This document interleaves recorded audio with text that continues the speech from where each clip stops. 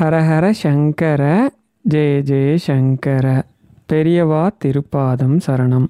பல ஜென்மமாக பெருமாளோட அனுக்கிரகமும் அருளும் யாருக்கு இருக்கோ, யார் பெருமாளோட அன்புக்கு பாத்திரமானவர்களோ அவங்களால மட்டும்தான் நான் சொல்ல போகிற இந்த மந்திரங்களையும் சரி வழிபாடுகள், இப்போ நான் வந்து நிறைய புராண கதைகள் உங்களுக்கு நான் சொல்ல போகிறேன், இதையே கேட்க முடியும். இதை நீங்கள் ஒரு முறை கேட்டாலே உங்கள் வாழ்க்கையில் உங்களுக்கு என்ன தேவை, எதுக்காக நீங்கள் ஏங்கிட்டு இருக்கீங்களோ அதை கொடுக்கக்கூடிய அதிசக்தி வாய்ந்தது. இத்தனை நாளாக நீங்கள் வந்து எந்த மந்திரமோ ஸ்லோகமோ சொன்னதில்லை, பெருசாக வழிபாடு பண்ணதில்லை, விரதமே இருந்ததில்லை, அப்படிப்பட்ட நபராக இருந்தால் கூட இந்த பதிவை ஒரு முறை கேளுங்க. இது வந்து வைகுண்ட ஏகாதசி சிறப்பு பதிவாக போடுறோம். இன்னைக்கு பகவானோட நினைப்பு ஒரு செகண்டுக்கு குறைவாக இருந்தால் கூட, அது ஆத்மார்த்தமாக இருந்தால் கூட, ஒருவேளை விரும்பி விரும்பாமல் கூட வேண்டா வெறுப்பாவோ யார் சொல்லியோ உங்களுக்கு அந்த நினைவு இருந்தால் கூட உங்களுக்கு அத்தனை விஷயமும் சித்திக்கும் அப்படிங்கிறதால இந்த பதிவை கொடுக்குறோம். நிச்சயமாக இந்த பதிவு கொஞ்சம் பெரிய பதிவாகவும் சில மந்திரங்கள் வழிபாடுகள் உள்ளதாக இருக்கும். அது மட்டும் இல்லாமல் ஒவ்வொரு ஆன்மீக சம்பவத்துக்கு அப்புறமும் உங்களுக்கு தேவையான உங்கள் பிரச்சனை தரக்கூடிய ஒவ்வொரு பிரச்சனைக்கும் ஒரு பரிகாரம் சொல்லியிருக்கேன். பெரிய பதிவை கேட்க விரும்பாத நண்பர்கள் இதோட தயவு செஞ்சு தப்பாக நினச்சிக்காம ஸ்கிப் பண்ணிக்கோங்க. பெரிய பதிவாக இருந்தாலும் பரவாயில்ல, எனக்கு வந்து வாழ்க்கையில் நிறைய மாற்றங்கள் வரணும் அப்படின்னு நினைக்கிறவங்க கண்டினியூ பண்ணுங்கள். வாங்க பதிவுக்குள்ளே போகலாம். இன்னைக்கு வைகுண்ட ஏகாதசி. இது வந்து இத்தனை நாளாக நம்மளால் விரதமோ மந்திரமோ ஸ்லோகமோ சொல்ல முடியலனா கூட பரவாயில்ல, இன்னைக்கு ஒரு நாள் நம்ம வந்து வழிபாடு பண்ணாலே பல வருஷம் வழிபாடு பண்ண புண்ணியமும் மோட்சமும் கிடைக்கும். அதிசக்தி வாய்ந்த விரதங்களில் ஒன்று ஏகாதசி. ஏகாதசிக்கு மிஞ்சின விரதமே கிடையாது, அதுலேயும் வைகுண்ட ஏகாதசிக்கு மிஞ்சின விரதமே கிடையாது. இந்த விரதத்தை இருந்தால் என்னென்ன பலன் கிடைக்கும் அப்படிங்கிறதெல்லாம் நான் அப்புறம் சொல்கிறேன். இந்த ஏகாதசி எப்படி வந்தது, இதோட வரலாறு என்ன அப்படிங்கிறதையும் சொல்கிறேன். இப்போ நான் ஒரு விஷயம் சொன்னேன் இல்லையா, என்ன சொன்னேன் அப்படின்னா, கடவுளோட நினைப்பு நமக்கு வந்து ஆத்மார்த்தமாக பக்தியாக வந்தாலும் சரி, யாரோ சொல்கிறாங்கங்கிறத கேட்டாலும் சரி, இல்லை வேண்டா வெறுப்புக்கு எல்லாரும் ஃபாலோ பண்ணுறாங்க நம்மளும் ஃபாலோ பண்ணணும் அப்படின்னு நினச்சா கூட கடவுள் அதை ஏற்றுக்கிட்டு அவங்களுக்கு என்ன கொடுக்கணுமோ அதை அப்படியே கொடுப்பார். இப்போ நிறைய பேருக்கு இது வந்து நம்பிக்கை வராமல் இருக்கலாம். அது எப்படி, பக்தியாக வழிபடுற நிறைய பேராலேயே நிறைய கஷ்டத்துலேருந்து வெளியில் வர முடியல, பக்தி இல்லாத நமக்கு மட்டும் எப்படி கடவுள் கொடுத்துருவார், யாரோ சொல்கிறாங்கன்னு கேட்டால் இதெல்லாம் சரியாக இருக்குமா அப்படிங்கிற மாதிரி சில எண்ணங்கள் நிறைய பேருக்கு வரும். இப்போ நான் உங்களுக்கு ஒரு சம்பவம் சொல்கிறேன்.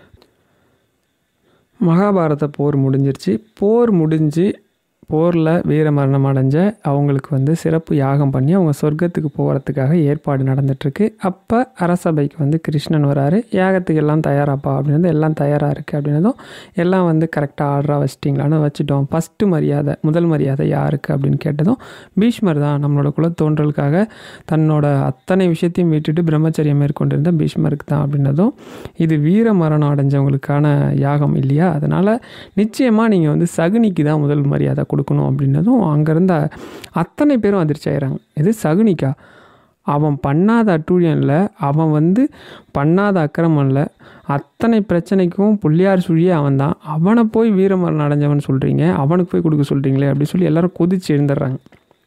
அப்போ அர்ஜுனன் கேட்குறான், பீஷ்மரை விட சிறந்தவனா சகுனி, அவனுக்கு போய் எப்படி முதல் மரியாதை கொடுக்க முடியும் அப்படின்னதும், அதுக்கு வந்து பகவான் ரொம்ப பொறுமையாக சொல்கிறார். என்ன சொல்கிறார் அப்படின்னா, வீர மரணம்னா என்ன, ஒருத்தன் நேருக்கு நேர் நியாயமாக சண்டை போட்டு இறந்து போகிறதுக்கு பேர் வீர மரணம் இல்லை. தான் எந்த கொள்கைக்காக போராடுறோமோ அந்த கொள்கைக்கு எத்தனை தடை வந்தாலும் அத்தனையும் தகர்த்துட்டு அந்த கொள்கையை நிறைவேற்றிட்டு அதுக்கப்புறம் அடைகிறான் பற்றியா மரணம், அதுதான் வீர மரணம். அந்த விஷயத்தில் பீஷ்மரை விட சகுனி வந்து சிறந்தவன் அப்படின்னு சொல்லிடுறார். உடனே தர்மர் என்ன கேட்குறாரு அப்படின்னா, பீஷ்மர் வந்து அவர் கௌரவருக்காக போரிட்டார் இல்லைன்னு நான் சொல்லலை, ஆனால் வந்து அவர் வந்து லட்சியம் ஜெயிக்காமல் இருக்கலாம், ஆனால் எங்களை அழிக்கணுன்றது தானே சகுனியோட எண்ணம். அப்படி இருக்கும்போது நாங்கள் 5 பேர் உயிரோடு இருக்கமே, அவன் எப்படி அவனோட கொள்கையை நிறைவேற்றிட்டான்னு நீங்கள் சொல்ல முடியும் அப்படின்னதும் பகவான் சின்ன புன்னகையோடு சொல்லுவார், தர்மா எல்லாம் தெரிஞ்சிட்டா கேட்குற, உன் கூட பிறந்தவன் உற்றார் உணவினர் ஏன் நீ பெத்த பிள்ளைங்க அத்தனையும் அழிச்சிட்டான். இதுக்கு மேலேயும் நீங்கள் வாழ்ந்துட்டுருக்கிறது ஒரு நடப்பணமாக, உங்களுக்குன்னு இருக்கிற ஒரே ஆதரவு நான் தான், என்னை விட்டால் உங்களுக்கு வேறு ஒன்றுமே கிடையாது. இத்தனையும் அழிச்சதுக்கு அப்புறமும் அவனோட கொள்கை நிறைவேறலைன்னு சொல்கிற அப்படின்னதும் தர்மர் அப்படியே தலை வைக்கணும். இப்போ அர்ஜுனன் ஒரு கேள்வி கேட்பான், அருமையான கேள்வி. என்ன கேள்வி அப்படின்னா, எங்களை 5 பேரை அழிக்கிறத விட துரியோதனனுக்கு வெற்றியை வாங்கி கொடுக்கறது தானே அவனோட கொள்கை, அப்படி பார்த்தா அதில் அவன் தோத்துட்டான்ல, அப்படி இருக்கும்போது அவன் எப்படி வீரமரணம் அடைஞ்சான் அப்படின்னதும் பகவான் ரொம்ப அழகாக சொல்லுவார். அவன் எதை நினச்சி எதை பண்ணணும்னு தன்னோட வாழ்க்கையை தொடங்கினானோ அதை முடிச்சிட்டு தான் தன்னோட மரணத்தை அடைஞ்சான். அதனால் அவன் கரெக்டாக தான் பண்ணியிருக்கான் அப்படின்னு சொல்லுவார். எப்படின்னா, ஒரு பக்கம் 100 எதிரி, இன்னொரு பக்கம் 5 எதிரி. உங்கள் 5 பேரை அழிக்கிறதா சொல்லியே 100 எதிரியையும் உங்கள் 5 பேர் மூலமாகவே அழிச்சிட்டான், உங்களையும் நடப்பணமாக்கிட்டான். அப்போ சகுனி வந்து அவனோட கொள்கையை நிறைவேற்றிக்கிட்டான்னு தானே அர்த்தம் அப்படின்னு சொல்கிறார். இது வரைக்கும் பொறுமையாக இருந்த திருதராஷ்டிரனுக்கு கோவம் வந்துடுது. என்ன சொல்கிற கிருஷ்ணா, என்னோட பசங்க 100 பேரும் இறந்து போகிறதுக்கு அந்த சகுனி தான் காரணமா? அவனுக்கு பாம்புன்னு தெரியாமல் பால் வாத்துட்டேனே, அப்படி எப்படின்னு சொல்லி கத்த ஆரம்பிக்கிறார். அப்போ கிருஷ்ணன் சொல்கிறார், அவன் வந்து பாம்பு கிடையாது, அடிபட்ட புலி, தக்க சமயம் பார்த்து காத்துக்கிட்டு இருந்தான், சரியான வாய்ப்பு அமைஞ்சது, பயன்படுத்திக்கிட்டான். அப்படின்னதும் அவனுக்கு பாண்டவர்கள் அழிக்கிறது மட்டும் குறியில்லை, உங்கள் குலத்தையே வேறு இருக்கிறது தான் அவனோட நோக்கம். அதுக்காக பாண்டவர் கௌரவர் விரோதத்தை உண்டு பண்ணி அது மூலயமா அவனோட கொள்கையை நிறைவேற்றிக்கிட்டான். அப்படின்னதும் ரொம்ப கோபத்தோட உச்சத்துக்கு போன திருதராஷ்டிரன் சொல்லுவார், என் வீட்டு சாப்பாடையே சாப்பிட்டுட்டு என் கூடயே இருந்து எனக்கே துரோகம் பண்ணிட்டான், துரோகி, அவனை போய் நான் நல்லவன் நம்புறேனே. அப்படின்னதும் பகவான் சொல்லுவார், ரொம்ப பொறுமையாக அழகாக சொல்லுவார், இங்கே இருக்கிற ஒவ்வொருத்தரை விட சகுனி ரொம்ப நல்லவன். என்ன சொல்கிற கிருஷ்ணா, சகுனி எப்படி நல்லவனதும், பீஷ்மரை விட சகுனி ரொம்ப நல்லவன். அது உங்கள் எல்லாருக்கும் தெரியாது. நல்லவனாக இருந்த சகுனியை இந்த நிலைமைக்கு ஆள் ஆக்குனதே பீஷ்மர் தான். அவனோட குலம் அழியறதுக்கு காரணமாக இருந்ததும் பீஷ்மர் தான். அது உங்களில் எத்தனை பேருக்கு தெரியும் அப்படின்னுவார். 100 பேரை கொன்னதுக்காக பீஷ்மனை கொல்லணும்னு நினச்ச நீங்கள் நல்லவர்னா, தான் பையன் அபிமன்யுவை கொண்டதுக்காக ஜெயத்ரதனை கொன்ன அர்ஜுனன் நல்லவன்னா, பாஞ்சாலியோட சபதத்துக்காக அத்தனை கௌரவர்களும் கொண்ட பீமன் நல்லவனா, தன் கண்ணு முன்னாடியே உணவு இல்லாமல் தன் குடும்பத்தில் இருக்க ஒவ்வொருத்தரும் துடிச்சு இறந்து போகிறத பார்த்த அவன் உங்கள் அத்தனை பேரும் கொல்லணும்னு நினச்சது நிச்சயமாக சரிதான். நீங்கள் எல்லாரும் பண்ணது சரி, நீங்கள் எல்லாரும் நல்லவங்கன்னா அவன் பண்ணதும் சரி, அவன் உங்கள் எல்லாரை விட நல்லவன். என்ன சொல்கிற கிருஷ்ணா, அவன் குடும்பம் அழியறதுக்கு பீஷ்மர் தான் காரணமா, நாங்கள் தான் காரணமா அப்படின்னது. ஆமாம், பீஷ்மர் தான் காரணம். அது பீஷ்மருக்கும் எனக்கும் தெரிஞ்ச ரகசியம். அது இருக்கட்டும், என்னோட ஆலோசனைப்படி சகுனிக்கு வந்து முதல் மரியாதை கொடுக்க முடியுமா முடியாதா? கோவமாயிடுவார். கடைசியாக சகாதேவன் சொல்லுவான், பரமாத்மா, நீங்கள் ஒரு விஷயம் சொன்னீங்கன்னா அதில் 1000 அர்த்தம் இருக்கும். உங்கள் ஆணைப்படி சகுனிக்கே முதல் மரியாதை கொடுத்துடலான்னு சொல்லி யாகம் பூஜை எல்லாம் முடிஞ்சதுக்கு அப்புறம் வெளியில் வரும்போது சகாதேவன் வந்து கேட்பான். என்ன கேட்பான் அப்படின்னா, நான் வந்து சகுனியை போரில் கொன்னவன்ற முறைக்காக உங்கள்கிட்ட ஒரு வேண்டுகோள் வைக்கிறேன். தயவு செஞ்சு இவ்வளோ பறிஞ்சு சகுனிக்கு பேசுகிறதுக்கு இது மட்டும் காரணமாக இருந்திருக்காது, வேறு எதுவும் காரணம் இருந்திருக்கும். அதை மட்டும் தயவு செஞ்சு சொல்லுங்கள், என்னால் பொறுத்துக்க முடியாதுன்னு தான் அப்போ சொல்லுவார். சகாதேவா, அவன் எடுத்துக்கிட்ட கொள்கையை வந்து நிறைவேற்றிட்டான். அதனால காலதேவன் உன் மூலமாக அவனை வந்து எடுத்துக்கிட்டானே தவிர மற்றபடி நீ வந்து அவனை இது பண்ணதான் நினச்சிக்காத. ரெண்டாவது வந்து நீ காலத்தின் மறு உருவம், அதனால தான் உனக்கு ஈஸியாக ஜோதிடம் மற்ற விஷயங்கள்லாம் வந்தது. உனக்கு ஒரு விஷயம் சொல்கிறேன் அப்படின்னு சொல்லிட்டு இந்த விஷயத்த சொல்லுவார். என்ன சொல்லுவார் அப்படின்னா, இந்த உலகத்திலேயே என்னோட ஒரு அசைவுக்கும் பொருள் அறிஞ்சவன் அவன் ஒருத்தன் தான். நான் அடுத்து என்ன செய்ய போகிறேன், அது செஞ்சால் என்ன செய்யணும், நான் அடுத்து என்ன திட்டம் போடுவேன், என்னோட திட்டம் எதுவாக இருக்கும் அப்படின்னு ஒவ்வொரு நிமிஷமும் அவன் என்னை பற்றி மட்டுமே நினச்சிட்டு இருந்தான். அவன் விரும்பி என்னை பகவானாக ஏற்றுக்கலனா கூட நான் விரும்பி அவனை பக்தனாக ஏற்றுக்கிட்டேன். அவன் உயிரோடு இருக்கும்போது அவனுக்காக என்னால் எதுவுமே செய்ய முடியல. ஏதோ என்னோட பக்தனா ஒவ்வொரு நிமிஷமும் எனக்காக வாழ்ந்த ஒருத்தனை இந்த ஒரு விஷயத்துலையாவது பெருமைப்படுத்தி அவனுக்கு ஒரு நற்கதியை கொடுக்கணும்னு நினச்சேன். அதுக்காக தான் இந்த சம்பவம் அப்படின்னு சொல்லுவார். இப்போ உங்களுக்கு ஒரு விஷயம் புரிஞ்சிருக்கும். என்ன புரிஞ்சிருக்குன்னா, பகவான் மேலே அடுத்தடுத்து அவர் என்ன பண்ணுவார், அவர் திட்டத்தை தவிடுபொடி ஆகணும், அவருக்கு எதிராக செயல்பட்டுக்கிட்டு இருந்தால் கூட பகவானோட நினைப்பாக இருந்தான்னு சொல்லி அவனுக்கு எவ்வளோ பெரிய விஷயத்த கொடுத்துருக்கார். நாம் விரும்பி ஒரே ஒரு செகண்ட் நினச்சா நமக்காக அதை கொடுக்க மாட்டாரா? சரி, இப்போ ஒவ்வொருத்தரும் நீங்கள் வந்து ஒரு பிரச்சனை என்கிட்ட சொல்லி எனக்கு இது சம்மந்தமாக பதிவு போடுங்க அப்படின்லாம் சொல்கிறீங்க இல்லையா? அது வந்து நிறைய பேர் கேட்டதில் முதல் விஷயம் பார்த்தீங்கன்னா, படிப்பு சம்மந்தமாக. குழந்தைகள் வந்து அதிகமாக படிக்க மாட்றாங்க, எனக்கு வந்து படிப்பு சம்மந்தமாக வந்து என்ன பண்ணால் குழந்தைகள் படிப்பாங்கன்னு சொல்லுங்கள் அப்படின்னு சொல்கிறீங்க. கந்தர் அனுபூதியில் வர 15வது பாடல் இருக்கு இல்லையா? இதுதான் அந்த பாடல். முருகன் குமரன் குகனென்று மொழிந்து உருகும் செயல் தந்து உணர்வென்று அருள்வாய் பொறு புங்கவரும் புவியும் பரவும் குரு புங்கவ என் குண பஞ்சரனே. இதை நீங்கள் வந்து குழந்தைங்களுக்கு படித்து காமிச்சாலோ, நீங்கள் இதை சொல்லி வழிபாடு பண்ணாலோ, இல்லை குழந்தைங்க வந்து பெரிய வயசு உள்ளவங்க, அவங்க எக்ஸாமில் வந்து நல்லா மனப்பாடம் பண்ணிட்டு போனால் மறந்துடுறாங்க, அவங்களுக்கு வந்து இது மாதிரி வேணும் அப்படின்னா, படிக்க தெரிஞ்ச குழந்தைகள், இந்த மந்திரம் தமிழ் தான், படிக்க தெரிஞ்ச குழந்தையாக இருந்தால் 3 முறை காலையிலையோ மத்தியானமோ எப்போ படிக்கிறாங்களோ சாயந்தரமோ 3 முறை இந்த மந்திரத்தை சொல்லிட்டு படிக்க சொல்லுங்கள். படித்தது அப்படியே நினைவில் இருக்கும். எந்த இடத்துல அவங்க போய் அதை எழுதணும்னு நினைக்கிறாங்களோ அந்த இடத்துக்கு வந்ததுமே முழுசும் நினைவு வந்துடும். ரொம்ப எளிமையான தமிழ் மந்திரம் சொல்லியிருக்கேன்.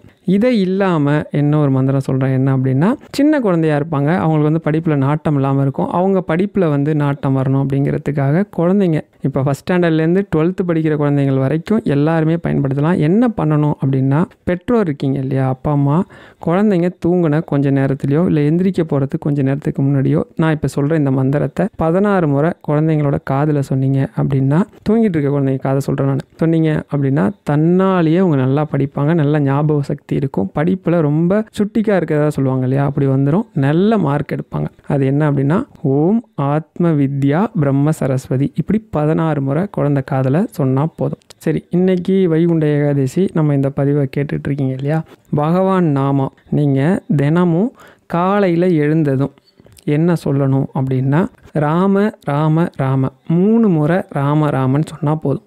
அதுக்கப்புறம் நேரம் கிடைக்கும் போதெல்லாம் ஓம் நமோ நாராயணாய நமக, நாராயணா அப்படின்னு சொல்லிட்டாலே அதில் அத்தனை விஷயமும் அடங்கிறது.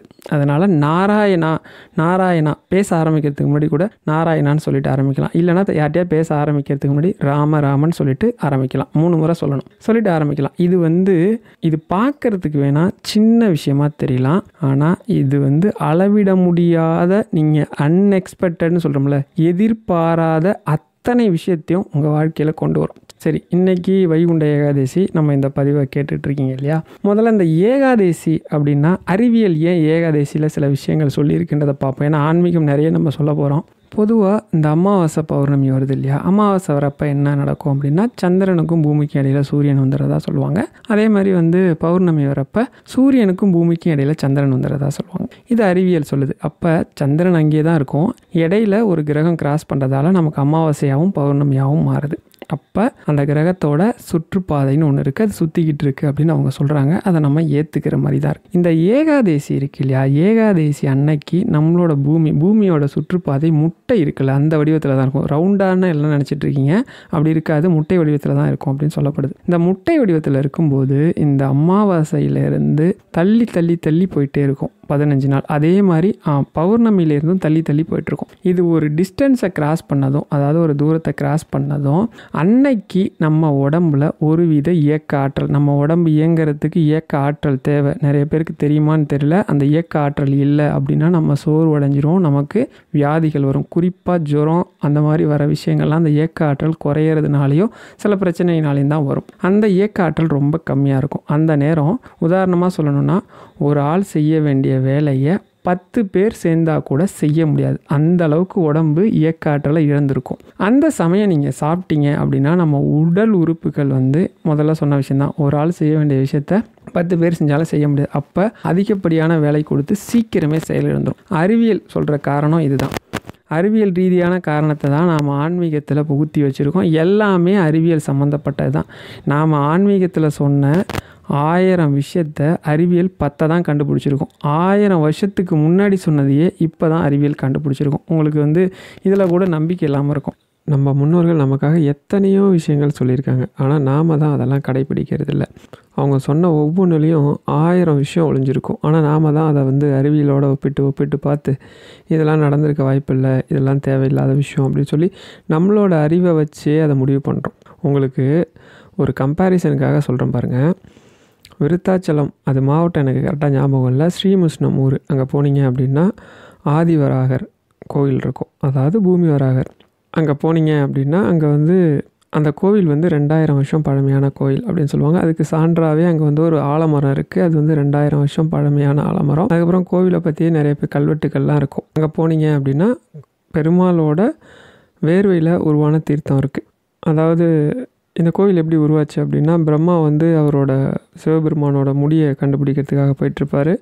விஷ்ணு வந்து அவரோட பாதத்தை கண்டுபிடிக்கிறதுக்காக வராகர் அவதாரம் எடுத்து தோண்டும் போது அவருக்கு ஒரு இடத்துல மூச்சு முட்டும். அந்த மூச்சு முட்டின ஊர் தான் திருமுட்டம். திருமுட்டம் தான் மருவி ஸ்ரீமுஷ்ணம் அப்படின்னு வந்துருச்சு. இப்போ ஏன் இந்த கோயிலை பற்றி சொன்னேன் அப்படின்னா, இங்கே வராகர் இருக்கார். வராகர் வழிபாடு ரொம்ப நல்லது.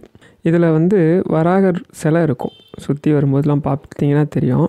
அப்படி வராகர் சிலையில் வராகர் ஏதோ பந்து மாதிரி ஒரு உருவத்தை தூக்கிட்டு இருக்க மாதிரி இருக்கும். அது என்ன அப்படின்னா பூமியை வந்து வராகர் வந்து தூக்கிட்டு இருப்பார். நீங்கள் வந்து அது பூமின்னு தெரிஞ்சுக்கிறதுக்கே உங்களுக்கு ரொம்ப நாள் ஆகும்னு வச்சுக்கோங்களேன். ஆனால் அறிவியலாளர் கலீலியோ இருக்கார் இல்லையா, அவர் பூமி உருண்டைன்னு கண்டுபிடிச்சது 1600. இந்த கோயிலோட கட்டமைப்பு நடந்தது நல்லா பார்த்துக்கோங்க, 2000 வருஷம் முன்னாடியே பூமி உருண்டைங்கிறத நம்ம முன்னோர்கள் சொல்லிட்டு போயிட்டாங்க.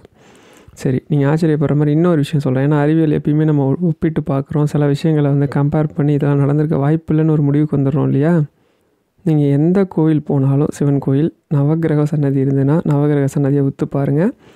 நடுப்பறை, அதாவது சென்டரில் தான் சூரியன் இருக்கும், அதை சுற்றி நவகிரகம் இருக்கும். இப்போ நம்ம அறிவியலாளர்கள் என்ன சொல்கிறாங்க, சூரியனை தான் இந்த கோள்கள் எல்லாம் சுற்றுது அப்படின்னு சொல்கிறாங்க. அப்போ நம்ம முன்னோர்களுக்கு எப்படி இது தெரியாமல் சென்ட்ராக சூரியனை வச்சுருக்க முடியும்? ஒன்று. ரெண்டாவது ஒரு விஷயம் கவனிங்க. இது ஜோதிடம் கொஞ்சம் தெரிஞ்ச நபராக இருந்தாலும் சரி, தெரியலனாலும் நான் சொல்கிற விஷயத்த போய் பாருங்கள். ஜோதிட கட்டத்தை நீங்கள் எடுத்தீங்க அப்படின்னா அதில் வந்து சூரியன் எந்த கட்டத்தில் இருக்கோ அந்த கட்டத்துலேயோ, அதுக்கு அடுத்த கட்டமோ அதுக்கு முந்தின கட்டத்துலேயோ தான் புதன் இருக்கும். அதே மாதிரி சுக்கிரன் அது எங்கே இருக்கும் அப்படின்னா வெள்ளி. அது எங்கே இருக்குன்னா சூரியன் இருக்க கட்டத்திலே இருக்கும். அதுலேருந்து 2ஆவதா 3ஆவதாக உள்ள கட்டத்தில் இருக்கும். இல்லைன்னா 12, 11ஆவதாக உள்ள கட்டத்தில் இருக்கும். அதாவது சூரியன் இருக்க கட்டத்துலேருந்து 5 கட்டத்துக்குள்ளே தான் அது இருக்கும். இப்போ பிளானட்டோட வரிசையாக இவங்க என்ன சொல்கிறாங்க, புதன் வெள்ளின்னு சொல்லுவாங்க. சரி, இன்னொரு ஆச்சரியமும் சொல்கிறேன். ஒவ்வொரு கிரகத்துக்கும் நம்ம வந்து ஒரு ட்ரெஸ் கொடுத்துருப்போம் இல்லையா. இந்தந்த கலர் ட்ரெஸ்ஸை தான் நம்ம வந்து அந்தந்த கிரகத்துக்கு பயன்படுத்துவோம். அதே மாதிரி பழைய ஜாதக நோட்டில் வி அப்படின்னு போட்டிருக்கோம். நிறைய பேர் ஜாதகத்தில் குருன்னு இருக்காது, வீன்னு இருக்கும். வீணா வியாழன். நம்ம வந்து பிளானட்லேயே பெருசுன்னு சொல்கிறது எதை சொல்கிறோம் அப்படின்னா வியாழன் சொல்லக்கூடிய குரு பகவான். நம்ம ஜோதிடத்துலேயும் எல்லா கிரகமும் மோசமாக இருந்தாலும் ஒரே ஒருத்தர் சரியான இடத்துல இருந்தால் எல்லாம் சரியாயிடும். பெரிய கிரகம் குரு. சரியா? அடுத்து வந்து ட்ரெஸ்ஸை பார்ப்போம். இப்போ செவ்வாய் பாருங்கள். செவ்வாய்க்கான உடை என்ன சொல்லுவோன்னா நம்ம சிகப்பு. நம்ம பிளானட் என்ன சொல்கிறாங்க, செவ்வாய் இளம் சிவப்புன்னு சொல்லுவாங்க. குரு பார்த்திங்கன்னா மஞ்சள். நம்ம கொடுத்துருக்கிற ட்ரெஸ்ஸு மஞ்சள். சனி பகவானுக்கு வந்து நீல கலரில் ஒரு வட்டம், அதாவது ஒரு வளையம் இருக்குது அவரை சுற்றி அப்படின்னு சொல்லுவாங்க, சனின்ற பிளானட்டை. நம்ம சனி பகவானுக்கு கொடுத்துருக்கிற உடை பார்த்திங்கன்னா கருநீலம். நிறைய பேர் கருப்புன்னு சொல்லுவாங்க, அது கருப்பு கிடையாது, கருநீலம். அதே மாதிரி சனி பகவான் இருக்கார் இல்லையா, அந்த வட்டம் இருக்கு இல்லையா, அதை சுற்றி வருது இல்லையா, அது மேலேருந்து வர கதிர்வீச்சு நம்ம மேலே, அதாவது சனிக்கிழமை என்றைக்குமே அந்தந்த கிழமைக்குள்ள கிரகத்தோட ஆளுமை தான் அந்தந்த கிழமையில் செயல்படும். அதே மாதிரி ஹோரையும். அதனால் அன்னைக்கு நமக்கு அதிகமான தாக்கத்தை கொடுத்தது அப்படின்னா நமக்கு வந்து சில சரி பண்ண முடியாத நோய் வரும். குறிப்பாக வாதம், இந்த முடக்குவாதம்லாம் இருக்கலாம், அந்த மாதிரி நோயெலாம் வரும். அதுலேருந்து நம்மளை காப்பாற்றிக்கிறதுக்கு தான் நம்ம முன்னோர்கள் சனி நீராடு அப்படின்னு சொல்லியிருக்காங்க. அப்போ சனிக்கிழமை குழின்னு அர்த்தமா? அப்படி கிடையாது. சனிக்கிழமை எண்ணெய் தேய்ச்சி குழி அப்படின்னு அர்த்தம். இப்படி எண்ணெய் தேய்ச்சி குளித்தா அந்த கிரகத்துக்கிட்டேருந்து வர அந்த கெடு பலன் இருக்கு இல்லையா, அது வந்து நம்மளை வந்து நம்ம உடம்பை பாதிக்காது. இது சாத்தியமா அப்படின்னு சில பேருக்கு சந்தேகம் இருக்கலாம். நீங்கள் எப்படி மழை பெய்யும் போது ரெயின் கோட்டு போட்டு போனீங்க அப்படின்னா மழை நம்ம உடம்பை நனைக்காதோ, அதே போல் இது சாத்தியம். இன்னும் ஒரு நம்ப முடியாத ஆச்சரியத்தையும் நான் உங்களுக்கு சொல்கிறேன். பல்லடம் டு தாராபுரம் ரோடில் குண்டடம் அப்படின்னு ஒரு ஊர் இருக்குது. அங்கே கொங்கு வடுகநாத சாமி டெம்பிள், அதாவது கொங்கு வடுகநாத சாமி கோவில் இருக்குது. அந்த கோவில் போனீங்க அப்படின்னா அது ஒரு காலபைரவர் வழிபடுறதுக்கு ஒரு சிறப்பு கோயில். நிறைய பிரச்சனைகள் தேர்றதுக்கு அந்த காலபைரவர் வழிபாடு பண்ணுவாங்க. அதை விட இன்னொரு சிறப்பு, அது கூடயே இன்னொரு கூடுதல் சிறப்பு சொல்கிறேன். என்ன அப்படின்னா, அந்த கோவிலில் சிற்பம் இருக்கும். என்ன சிற்பம் இருக்கும் அப்படின்னா, ஒரு கருமுட்டைக்கு விந்தணு போய் சேருது இல்லையா, குழந்தை உருவாகிற இனிஷியல் ஸ்டேஜிலேருந்து டெலிவரிக்கு தலை திரும்புகிற வரைக்கும் உள்ள அத்தனை நிலையையும் சிற்பமாக வடிச்சிருப்பாங்க. அந்த கோவில் 1000 வருஷம் பழமையான கோவில். அது வந்து கட்டிடக்கலையோடு ஒப்பிட்டு பார்த்தாலே 1000 வருஷத்துக்கும் முந்தின கோயில் அது. ஆனால் நார்மலாக ஒரு விஷயத்தை யோசிச்சு பாருங்கள். நம்மளை மாதிரி ஆட்களுக்கு வந்து ஸ்கேன் வந்திருக்கிறது ஒரு 20 வருஷத்துக்கு முன்னாடி வந்திருக்கலாம். கொஞ்சம் வசதி படைத்தவங்கன்னா கூட ஒரு 50 வருஷத்துக்கு முன்னாடி வந்திருக்கலாம். இந்த உலகத்துக்கே ஸ்கேன் 200 வருஷத்துக்கு முன்னாடி தான் வந்திருக்கலாம். இப்போ இருக்கிற நவீன காலத்தை வச்சு கூட குழந்தைய ரொம்ப துல்லியமாக அதோட மூமெண்ட்டை கவனிக்க முடியல. அந்தளவுக்கு இருக்கும்போது அவங்க 1000 வருஷத்துக்கு முன்னாடி குழந்தை எப்படி இருக்கும், என்ன மாதிரி ரியாக்ட் பண்ணும், எந்த மாதிரி இருந்திருக்கும் அப்படிங்கிறத இன்றைக்கி நம்ம பார்க்கக்கூடிய அளவுக்கு அவ்வளோ தத்ரூபமாக செலவழிச்சிருக்காங்க. அப்போ நம்ம முன்னோர்கள் நம்ம அறிவியலை விட 1000 படி மேலே இருந்திருக்காங்க.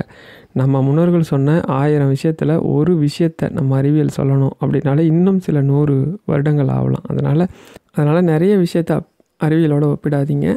எப்போவுமே நம்ம முன்னோர்கள் சொன்ன விஷயத்தில் 1000 விஷயம் இருக்கும். முழு மனசோட நம்பிக்கையோடு அதை தொடருங்க.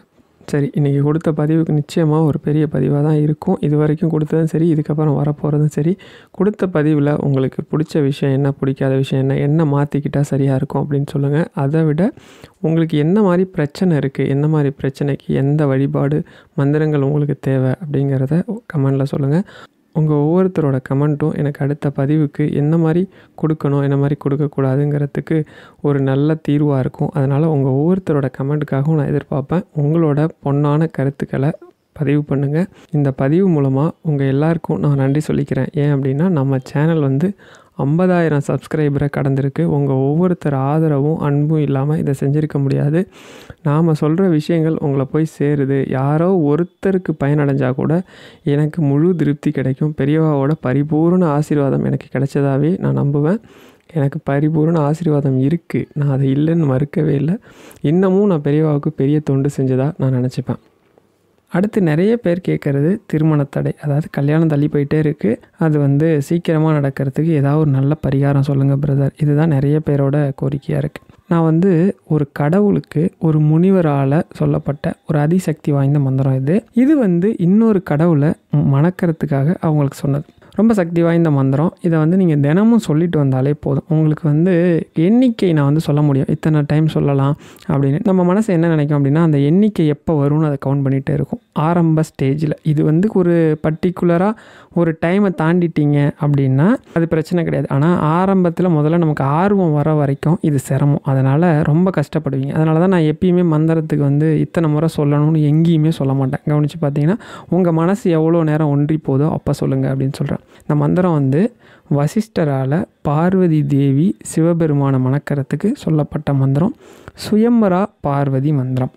இந்த மந்திரத்தை நீங்கள் தினமும் சொல்லிட்டு வந்தாலே உங்களுக்கு திருமணத்தில் இருக்கிற தடை நீங்கும். ரெண்டாவது, திருச்சி பக்கத்தில் இருக்க திருவானைக்காவல் அகிலாண்டேஸ்வரி அம்பாள் காதில் 2 தோடு போட்டிருக்கா. அந்த தோடு ஆதிசங்கரால் 2 மந்திர உச்சாரம் செய்யப்பட்ட ஸ்ரீசக்கரங்களை தோடாக மாட்டியிருக்காங்க. அந்த தோடை பார்த்து அம்பாள் கிட்ட திருமணம் நடக்கணும் அப்படின்னு பிரார்த்தனை பண்ணிக்கிட்டிங்கன்னா ரொம்ப சீக்கிரமே திருமணம் நடக்கும்னு சொல்லி பெரியவா ஒரு சம்பவத்தில் சொல்லியிருப்பாங்க. நான் அதை வீடியோவாகவே கொடுத்துருக்குறேன். அதை நான் கொடுக்குறேன்.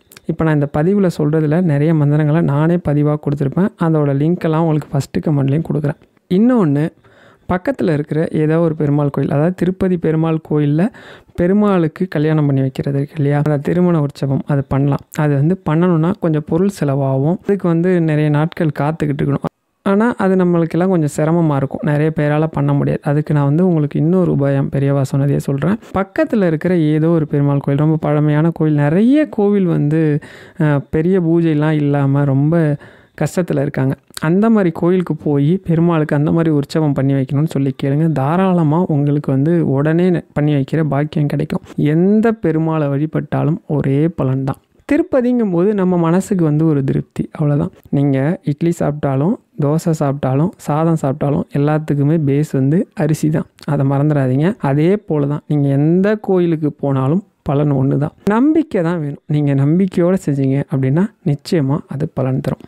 இப்போ நம்பிக்கை அப்படின்னு வந்ததும் நான் உங்களுக்கு ஒரு சம்பவம் சொல்கிறேன். ரொம்ப அழகான ஊர். அந்த ஊரில் ஒரு அழகான கிருஷ்ணன் கோவில். அந்த கோவிலில் சொற்பொழிவு, ஏதோ திருவிழாவுக்கு ஒரு சொற்பொழிவு நடந்துகிட்ருக்கு. ஒருத்தர் கிருஷ்ணனை பற்றி சொற்பொழிவு சொல்கிறாரு. நிறைய கதைகள்லாம் சொல்லுவார். அதை கேட்குறதுக்கு ஊரே கூடியிருக்கு. இதை தெரிஞ்சுக்கிட்ட அந்த ஊரில் திருடக்கூடிய பயங்கரமான திருடன் ஒருத்தர் என்ன பண்ணுறான்னா, எப்படியாச்சும் ஒவ்வொருத்தர் வீட்லேயும் எதையாவது ஒரு பொருளை திருடினு முடிவு பண்ணி வரான். பார்த்தா ஒருத்தர் வீட்லேயும் இவன் எதிர்பார்த்த மாதிரி எதுவுமே இல்லை. அவன் நினைக்கிறான், என்னடா நாம தான் இப்படி இருக்கோம், இவனுங்க நம்மளை விட பிச்சைக்காரனுங்களாக இருக்கானுங்களே, இது நமக்கு வேலைக்கு ஆகாது, வேற எங்கேயாவது பல்காக திருடணும் அப்படின்னு முடிவு பண்ணுறான். அப்போ இந்த சொற்பொழிவாளரோட பேச்சு அவன் காதில் கேட்குது. அப்போ அவர் என்ன சொல்கிறார் அப்படின்னா, இந்த கிருஷ்ணன் இருக்காரே மாய கிருஷ்ணன், அவன் எல்லார் மனசையும் கொள்ளடிச்சிருவான். அவன் அவ்வளோ அழகானவன். நம்ம அவனை பார்த்தாலே நாமளே நம்மளை அறியாமல் நம்ம மனசை அவன்கிட்ட பறி கொடுத்துருவோம், அவன் அழகில் மயங்கிடுவான்னு சொல்லி வர்ணிக்கும் போது என்ன சொல்கிறாருன்னா, காதில் இவ்வளோ அழகான தோடு, அதாவது ரத்தினங்கள் முத்துக்கள் பதிஞ்ச தோடு போட்டிருப்பான், கழுத்தில் பெரிய மாலை போட்டிருப்பான், ஒட்டியானோ கையில் இந்த நகை அந்த நகைன்னு ஒரு நகையும் சொல்லி அவனோட அழகை வர்ணிக்கிறார். வர்ணிக்கிறத பார்த்தா இவனுக்கு ஒரு விஷயம் தெரிஞ்சு போச்சு. ஏதோ பணக்கார வீட்டு பையனை பற்றி இவர் சொல்கிறாரு, கண்டிப்பாக அவனை ஒரு ஆளை பிடிச்சா மட்டும் போதும், நம்ம வாழ்க்கையை செட்டில்னு முடிவு பண்ணுறான். அவர் சொற்பொழிவு பேசி முடிக்கிற வரைக்கும் காத்துக்கிட்டு இருந்தால் சொற்பொழிவு முடிஞ்சு அவர் எல்லாரும் கிளம்புனதுக்கு அப்புறம் அவர் கிளம்புறாரு. கரெக்டாக கழுத்தில் கத்தி வச்சுட்டு கேட்குறான். என்ன கேட்குறான் அப்படின்னா, இவ்வளோ நேரம் ஒரு ஆளை பற்றி சொன்னல, அந்த ஆள் எங்கே இருக்கான், நீ அந்த ஆள் அட்ரஸை சொல்கிறியா இல்லை இங்கேயே ஒன்றை கொலை பண்ணவான்னு கேட்குறான். என்னடா அது இக்கட்டான சூழ்நிலை, கிருஷ்ணா நீ தான் காப்பாற்றணும்னு அவர் என்ன நினைக்கிறாருன்னா, உடனே ஒரு விஷயத்த சொல்கிறார். தம்பி, நம்ம ஊர்லேருந்து கொஞ்சம் தூரம் தள்ளி போனீங்கன்னா ஒரு அடர்ந்த காடு இருக்கும், அந்த காட்டுக்கு அவன் டெய்லியும் வருவான், அங்கே போனீங்கன்னா நீ ஆளை பிடிச்சிடலாம் அப்படின்னதும் இவனுக்கு சொற்பொழிவாளர் சொன்ன விஷயங்கள்லாம் நம்பிட்டான். அதனால் கண்டிப்பாக அப்படி ஒருத்தன் இருப்பான் அப்படின்னு நம்புகிறான், அங்கே வருவான்னு நம்புகிறான். அப்படி மட்டும் நான் அங்கே போவேன், அவன் மட்டும் வரல அடுத்த நிமிஷம் உனக்கு தெரியும் அப்படின்னு சொல்லிட்டு போயிடுறான். கொஞ்ச நாள் கழித்து இவர் வேற ஒரு வேலையாக அந்த காட்டு பாதையாக நடந்து போயிட்டு இருக்கும்போது இந்த திருடன் ரொம்ப சந்தோஷமாக காட்டிலேருந்து வரான். வரதை பார்த்தது இவர் பயப்படுறார். ஆஹா, நம்ம சொன்ன கிருஷ்ணனை இவங்க தேடி பார்த்துருப்பான், இல்லைன்னு தெரிஞ்சிருக்கோம், நல்ல வேலை நம்மளை இத்தனை நாளாக தேடி பார்த்துருக்கேன், நம்ம கையில் மாட்டலை, இன்றைக்கி மாட்டிட்டோம், இன்றைக்கி உயிர் பிழைக்கிறது அரிதுன்னு சொல்லி ரொம்ப பயந்துக்கிட்டே அவனுக்கு தெரியாமல் எப்படியாவது போயிடலாமான்னு பார்க்கும்போது அவன் இவரை பார்த்துட்றான். நேராக சாமின்ட்டு ஓடி வரான். ஓடி ஆஹான்னு இவர் ஓட்டம் எடுக்கலான்னு பார்த்தா முடியாது, அவன் இவரை விட சின்னவன், சீக்கிரமாக ஓடி பிடிச்சிரும். அகப்பட்டுட்டவனே அமைதியாக நிற்கிறார், என்ன சொல்கிறதுன்னு தெரியாமல்.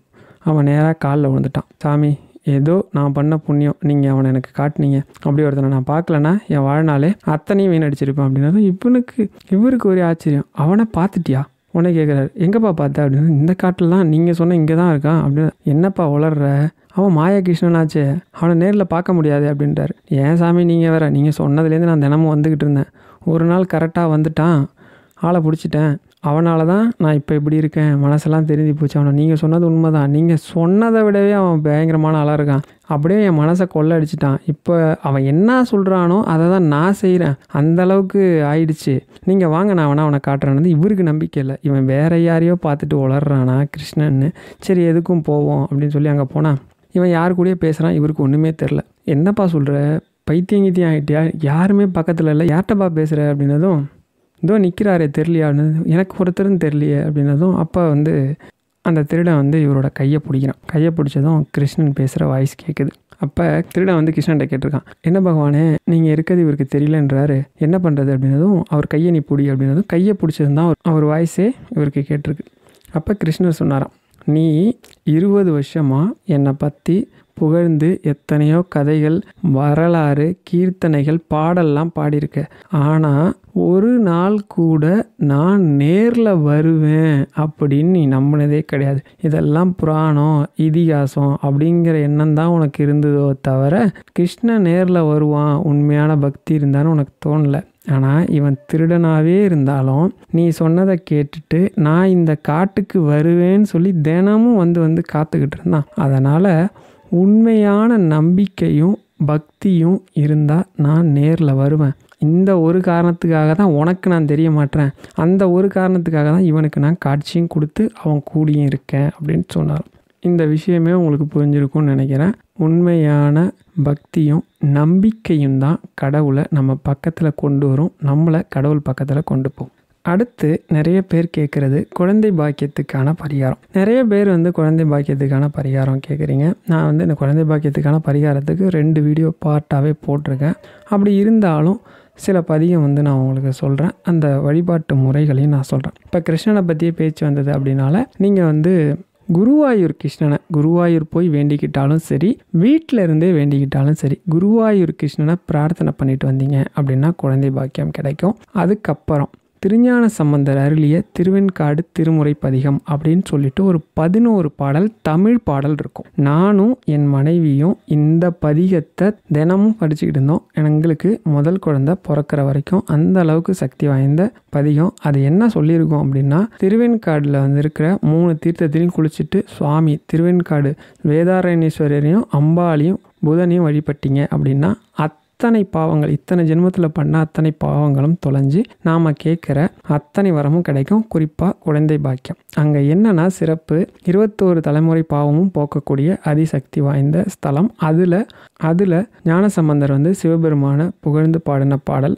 இதை சொன்னாலே உங்கள் பாவம் போக்கி உங்களுக்கு அத்தனை விஷயம் வேண்டியது கிடைக்கும் அப்படின்னு அந்த பாட்டிலே வரும். திருப்தியாக சொல்லுங்கள், இதை மட்டும் சொல்லி வழிபாடு பண்ணுங்கள், குழந்தை பாக்கியம் நிச்சயமாக கிடைக்கும். இப்போ நான் வந்து மந்திரத்தை சொல்லுங்கள் கிடைக்கும், மந்திரத்தை சொல்லுங்கன்னு சொல்கிறேன் இல்லையா. இப்போ மந்திரத்தை சொன்னால் என்ன கிடைக்கும் அப்படிங்கிற ஒரு சம்பவத்தை பார்ப்போம். மன்னன் புருஷோத்தமன் அவர் வந்து என்ன பண்ணுவார் அப்படின்னா, காலையில் எழுந்ததும் ஹரி ஹரி அப்படின்னு சொல்லி 7 தடவை சொல்லுவார். அரண்மனைக்கு கிளம்பும்போது கேசவா கேசவான்னு சொல்லுவார். சாப்பிடும்போது மாதவா மாதவான்னு சொல்லுவார். தூங்கும்போது கோவிந்தா கோவிந்தா. இந்த மாதிரி பகவானோட 16 நாமங்களையும் தினமும் ஒரு நாமத்தையும் 7 முறை சொல்லுவார். ஒரு விஷயம் பண்ணும்போது அந்த அளவுக்கு பக்திமான். அவர் நாமம் சொன்னதை நிறுத்தினதே இல்லை. அப்படி இருந்தால் கூட நம்மளை வந்து முன் ஜென்மத்தில் பெரிய பெரிய கர்மாலாம் பண்ணி வச்சுருக்கோம் இல்லையா, அது மாதிரி அவனுக்கு ஒரு கர்மா இருக்குது, அவனுக்கு ஒரு போராத காலம், அதை அவன் அனுபவிச்சே ஆகணும் அப்படிங்கிற சூழ்நிலை. அப்போ அவனுக்கு என்ன நடக்குது அப்படின்னா, மீள முடியாத நோய் வந்துடுது. நோயால் ரொம்ப கஷ்டப்படுறான். இருந்தாலும் அவன் வந்து நாமம் சொல்கிறத விடுறது கிடையாது, சொல்லிக்கிட்டு இருக்கான். அவன் என்ன முடிவு பண்ணுறான்னா, இவ்வளோ கஷ்டப்பட்டு நம்ம இந்த உயிர் வாழணுமா, சரி நம்ம என்ன பண்ணலாம் அப்படின்னா நம்மளோட இதை காலத்தை முடிச்சிக்கலாம் அப்படின்னு நினைக்கிறான். அப்படி நினைக்கும் போது அந்த ஊருக்கு ஒரு முனிவர் வரார். முனிவர் வந்ததும் அவனோட அரண்மனையில் வந்து பார்க்குறார். பார்த்துட்டு அவர்கிட்ட வந்து இவன் கேட்குறான். என்ன கேட்குறான் அப்படின்னா, இந்த மாதிரி ஒரு சிந்தனை எனக்கு இருக்குது, நான் அதை செயல்படுத்திக்கிட்டோமா அப்படின்னதும், வேணாம்ப்பா அப்படி செஞ்சுக்கிட்டே அது மகா பாவமாயிடும், நீ வந்து மக்களுக்கு வந்து அன்னதானம் போடுறியா அப்படின்னு. ஆமாம் அன்னதானம் போடுறோம், நிறைய இடத்துல அன்னசத்திரம் வச்சுருக்கேன் அப்படின்னா. சரி இனிமேல் வந்து வயிறார போடாத, அரை வயிறு போடு அப்படின்னு. அவன் வந்து ரொம்ப யோசிக்கிறான், இது பெரிய பாவமாச்சு, நிறைய பேர் சபிப்பாங்க, அது ரொம்ப பெரிய சிக்கல் எல்லாம் விட்டுரும் அப்படின்னதும், ஆமாப்பா சபிப்பாங்க, அந்த சாபமே உனக்கு வந்து தன்னால் உன்னோட காலத்தை முடிச்சு வச்சிரும் அப்படின்னு சொன்னதும், இவனுக்கு அதில் திருப்தி இல்லைனா கூட அதை ஏற்றுக்கிறான். அரை வயிறு போடுறான். ஆனால் கூட அவனுக்கு வந்து எதுவுமே ஆகலை. கொஞ்சம் காலம் கழித்து மறுபடியும் அந்த முனிவர் வரார். வந்தோடனே வந்து பார்க்குறாரு, நீங்கள் சொன்ன மாதிரியே செஞ்சனே சாமி, அப்போ கூட எனக்கு வந்து இதாகலையே அப்படின்னு கேட்டதும், சரி உன்னோட அன்னச்சத்திரத்தில் சாப்பாடு போடும்போது என்ன சொல்லி போடுறீங்க அப்படின்னா, அச்சுதன் சொல்லி பகவானோட நாமத்தை சொல்லி சாப்பாடு போடுறீங்க. அப்படி சொன்னால் உனக்கு இந்த மாதிரி நிலைமை ஏற்படாது. அதனால் நீ என்ன பண்ணு, இனிமேல் நாமம் சொல்கிறத நிறுத்த சொல்லு அப்படின்னதும் மன்னனுக்கு கோவம் வந்துடுது. சாமி நீங்கள் என்ன வேணால் சொல்லுங்கள், செய்கிறேன். நீங்கள் ஒரு தவசிலர்னு உங்களை மதித்து உங்களுக்கு மரியாதை கொடுத்து என்னால் செய்ய முடியும். நீங்கள் சொன்னால் இதை மட்டும் செய்ய முடியாது. நான் இன்னும் பல மடங்கு கஷ்டத்தை கூட அனுபவிச்சுட்டு போகிறேன். ஆனால் வந்து நாமம் சொல்கிறதையோ நாமம் சொல்லி அன்னதானம் பண்ணுறதே நிறுத்த முடியாது அப்படின்னதும் அப்படியே அந்த முனிவர் நின்ன இடத்துல பரம்பொருளாக காட்சி கொடுத்தாராம். அப்படியே மன்னர் புருஷோத்தமன் மிரண்டு போயிட்டானாம். பகவானே அப்படின்னதும், உன்னை சோதிக்க தான்ப்பா நான் வந்தேன். என்னோட நாமத்தை சொல்லிட்டு இருக்க உனக்கு எப்படி கஷ்டத்தை கொடுப்பேன், உன்னோட கர்மா, அதனால் நீ இவ்வளோ நேரம் அனுபவிச்சுட்ட. இருந்தாலும் இன்னும் நீ அனுபவிக்க வேண்டியது நிறைய இருக்குது, என்னால் பொறுத்துக்க முடியல. ஒரு தடவை உனக்கு ஒரு சின்ன டெஸ்ட் வச்சு பார்ப்போம் அப்படின்னு வந்தேன். அதுலேயும் நீ என்னோட நாமத்தை சொல்லி என்னோட பரிபூரண பக்தனாக மாறிட்ட அப்படின்னு சொல்லி பரிபூரணமாக உன்னை குணப்படுத்தி அவர் வந்து வாழ்நாளில் பல அதிசயங்கள் பண்ணுற மாதிரி செஞ்சார் அப்படின்னு சொல்லுவாங்க.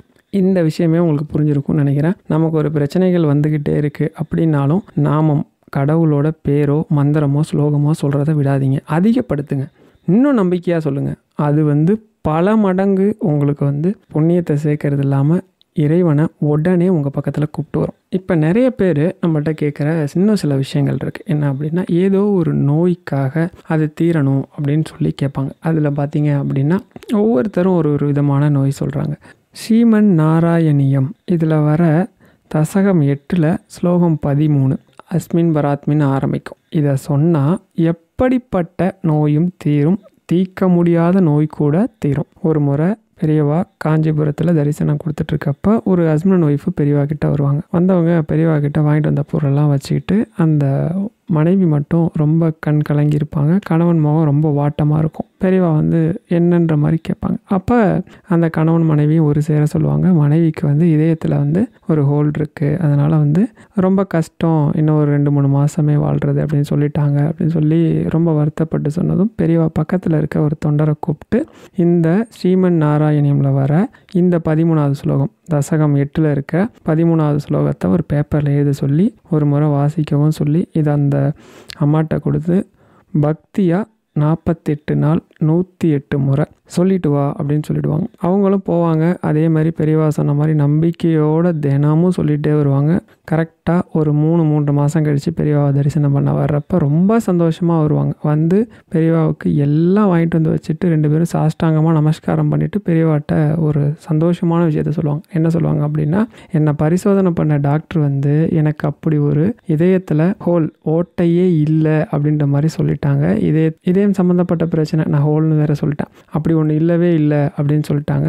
பரிபூர்ணமாக நல்லா இருக்கேன் அப்படின்னு சொல்லிட்டாங்க. எல்லாம் பெரியவாவோட கருணை அப்படின்னு சொன்னதும் பெரியவா எப்பயுமே தன்னை வந்து பெருமைப்படுத்திக்க விரும்பவே மாட்டாங்க. ஒரே வார்த்தை சொல்லுவாங்க, நீ நம்பிக்கையோடு சொன்ன ஸ்ரீமன் நாராயணியம் அந்த ஸ்லோகமும் அந்த ரோகத்தெல்லாம் போக்கக்கூடிய ஸ்ரீமன் நாராயணன் தான் உன்னை காப்பாற்றிருக்கார் அப்படின்னு சொல்லுவாங்க. இது வந்து ஸ்ரீமன் நாராயணியம் முழுக்க குருவாயூரப்பனை பற்றி வர ஸ்லோகம். குருவாயூரை பற்றி ஒரு விஷயம் வந்ததும் நான் உங்களுக்கு நிறைய பேருக்கு தெரியாத ஒரு குருவாயூர் வரலாறும் சின்ன ஒரு சம்பவமும் சொல்கிறேன்.